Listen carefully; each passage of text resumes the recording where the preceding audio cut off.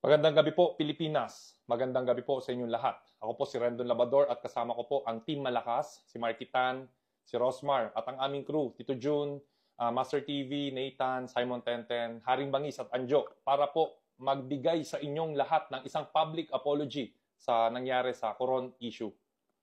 So, ayun po, dito po kami lahat para po humingi ng dispensa sa nangyari. Alam po namin, mali po yung ginawa namin. Sumobra po kami sa action sa nagawa namin. And humingi po kami ng dispensa, gawa ng nagpadaan kami sa emosyon. Tao lang din po kami, nagkakamali po kami. And ina-admit naman po namin yung pagkakamali namin. Ayun po, pasensya na po kay Ma'am Jo sa munisipyo at lalong-lalo na po kay Mayor. At syempre po sa bayan po ng Coron, Palawan. Sorry po talaga na parang pinost ko na never again Coron. Hindi ko po sinasadya na i-generalize po kayo. Nagpadala po ako sa bugso ng damdamin at yun po yung pinakamaling nagawa ko. And humihingi po ako ng tawad. Alam ko pong pagkakamali ko po yun. Sana po mapatawad niyo po ako. At gusto ko rin pong linawin na pumunta po kami doon sa munisipyo bilang hindi isang celebrity, hindi bilang isang influencer, at hindi bilang, lalo na, hindi bilang Rendon Labador, Rosmar, or Marky Tan na nagreklamo. Pumunta po kami doon dahil bilang isang Pilipino, simpleng tao na nasaktan sa nangyari dahil sa isang comment ng isang public servant. At kami po ay nagpapakababa sa inyong lahat na susubukan po namin na baguhin kung ano man po yung pagkakamali namin, kung sumobra man po kami. At tingin po namin na ito po ay magiging lesson sa amin as a team. At we will be better, babawi po kami. At hindi po ito magiging hadlang sa advocacy namin na makatulong at makapagbigay ng inspirasyon sa lahat po ng taong nangangailangan.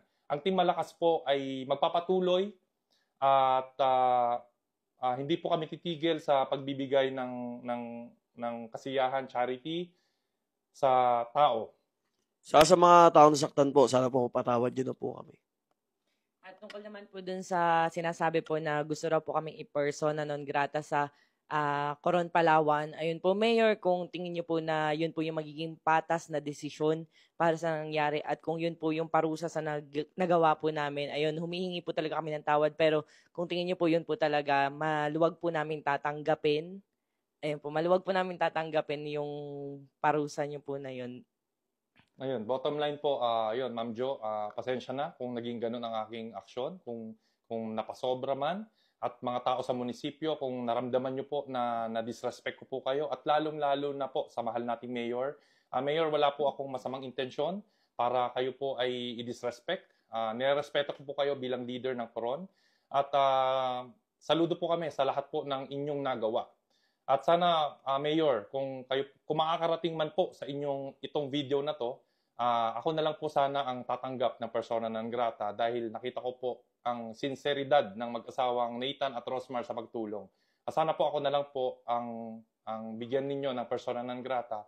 At hiling ko po na sana kung ito man po ay maging matutuloy, gusto ko pong hilingin sa inyo, Mayor, na sana bigyan nyo pa po ako ng huling pagkakataon na makadalaw sa Coron dahil po napangako ko po sa aking pamilya na ipapasyal ko po sila sa Coron para makita ko po sila maging masaya. So yun, Mayor. Maraming salamat po. Pasensya na po talaga sa nagawa po namin. Humingi po kami ng tawad sa lahat po ng tao. Yun po, pasensya na po sa nagawa namin. Hayaan nyo po at babaunin po namin yun sa lahat po ng mapupuntahan namin. Lesson na po sa amin to at hindi na po maulit. Babawi po kami. Maraming salamat po. Maraming salamat po.